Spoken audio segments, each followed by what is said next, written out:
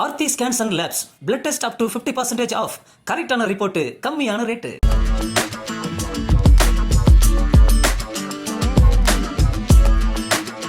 வணக்கம் நண்பர்களே, இன்னும் ஒரு இனிய காலை பொழுதில் தீதும் நன்றும் நிகழ்ச்சியில் உங்களை சந்திப்பதில் மிக்க மகிழ்ச்சி அடைகிறேன்.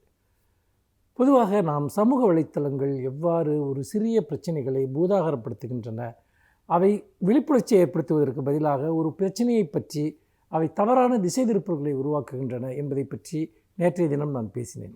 அதனுடைய இன்னொரு பரிமாணம் ஒன்று இருக்கிறது. அது என்னவென்று சொன்னால் கேரக்டர் அசாசினேஷன், தனிநபர் அவர்களுடைய கண்ணியத்தை சீர்குலைப்பது. இன்றைக்கு இது ஒரு பெரும் போக்காக இருப்பதை நம்மால் பார்க்க முடிகிறது. உதாரணமாக, ஒருவர் இன்னொருவரின் மீது ஒரு குற்றச்சாட்டை கூறுகிறார் என்று வைத்துக்கொள்வோம். அந்த குற்றச்சாட்டு என்பது பாலியல் சார்ந்ததாக இருக்கலாம், அல்லது பணம் தொடர்பானதாக இருக்கலாம், அல்லது வேறு சில தனிப்பட்ட விதமான சில குற்றச்சாட்டுகள் தொடர்பாக இருக்கலாம்.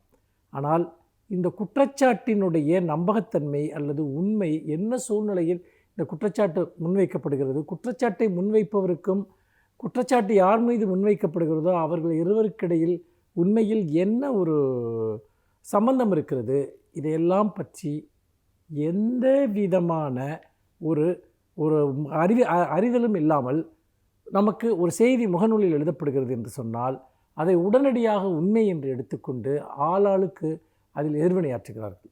அந்த செய்தியை பரப்புகிறார்கள். அது உண்மையாக இருக்கத்தான் வேண்டும் என்று விரும்புகிறார்கள். அதிலும் முக்கியமாக அந்த நபர் ஏதோ ஒரு காரணத்திற்காக பிரபலமான நபராக இருந்தாலோ அல்லது செல்வாக்கு மிக்க மனிதராக இருந்தாலோ உடனடியாக இந்த தாக்குதல் மூர்க்கமடைகிறது. அந்த நபர் தவறுதான் செய்திருப்பார் என்று ஒரு பொது உளவியலில் உடனடியான ஒரு முடிவுக்கு வருகிறார்கள். இது எப்படி சாத்தியம்? இதை நாம் எந்த அடிப்படையில் இதை செய்கிறோம் என்று யாரும் யோசிப்பது கிடையாது. காரணம் என்னவென்று சொன்னால், பொதுவாக ஒரு சமூகத்தில் பிரபலமாக இருப்பவர்கள், வெற்றிகரமாக இருப்பவர்களின் மீது பலருக்கும் அடிப்படையில் ஒரு காழ்ப்புணர்ச்சியும் பொறாமையும் இருக்கும். அந்த காழ்ப்பும் பொறாமையும் ஏதோ ஒரு விதத்தில் அவர்களை வீழ்த்துவதற்கான சந்தர்ப்பத்தை எதிர்பார்த்து காத்து கொண்டிருக்கக்கூடிய ஒரு நிலையை உருவாக்கி இருக்கிறது. டாஸ்தோயெவ்ஸ்கி ஒரு கதையிலே குறிப்பிடுவார். அதாவது ஒரு இடத்திலே குறிப்பிடுகிறார், உயரமான கோபுரங்களை பார்க்கும் மனிதர்கள் அவை இடிந்து விழ வேண்டும் என்று விரும்புகிறார்கள் என்று டாஸ்தோயெவ்ஸ்கி ஒரு இடத்தில் குறிப்பிடுகிறார். இந்த உளவியல் தான் செயல்படுகிறது.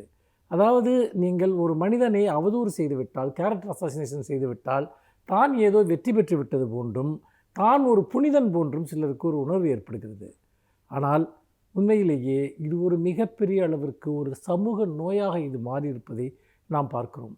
பல மனிதர்கள், நீங்கள் நன்றாக யோசித்து பாருங்கள், கடந்த 10 ஆண்டுகளில் அப்படி மிக மோசமாக அவதூறு செய்யப்பட்ட மனிதர்கள் எவ்வளவோ பேர். இது உலகம் முழுக்க நடைமுறையில் இருக்கிறது. நாம் இந்த இடத்தில் ஒன்றை நன்றாக யோசித்து பார்க்க வேண்டும்.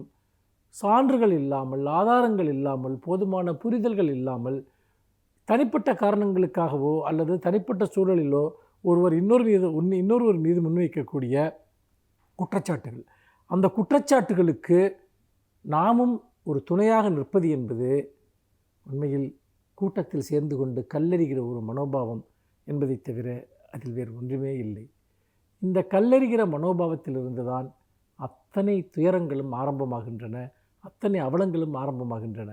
இன்று ஒருவர் கல்லெறிந்தார், நாளை அவர் இன்னொருவரால் கல்லெறியப்படுவார். இதில் பிரபலமான மனிதர்கள் தான் பாதிக்கப்படுகிறார்கள் என்றில்லை. சில தனிநபர்கள், முகமற்ற மனிதர்கள் கூட வேறு சிலரால் அவர்கள் தாக்குதலுக்கும் கேலிக்கும் அல்லது ஆபாச சித்தரிப்புகளுக்கும் ஆளாகக்கூடிய ஒரு நிலையை நாம் பார்க்கிறோம். இது எவ்வளவு முயன்றாலும் இதை சட்ட ரீதியாக தடுப்பது கடினமாக இருக்கிறது.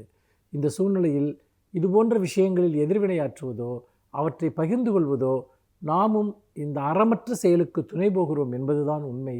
சற்று எச்சரிக்கையாக நாம் இருப்போம். மீண்டும் இன்னும் ஒரு புதிய சிந்தனையோடு உங்களை சந்திக்கிறேன். நன்றி, வணக்கம். Aarthi scans and labs blood test up to 50% off. கரெக்டான ரிப்போர்ட்டு, கம்மியான ரேட்டு.